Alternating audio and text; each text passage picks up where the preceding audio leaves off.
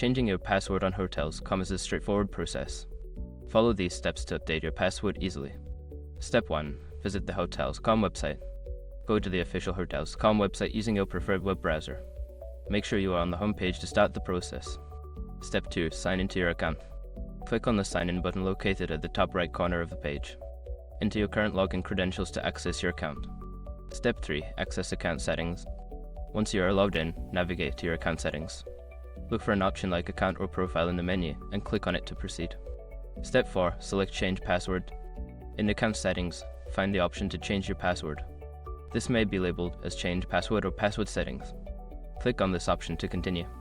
Step 5. Enter a new password. Follow the prompts to enter your current password and then your new password. Make sure to create a strong password that meets the site's security requirements.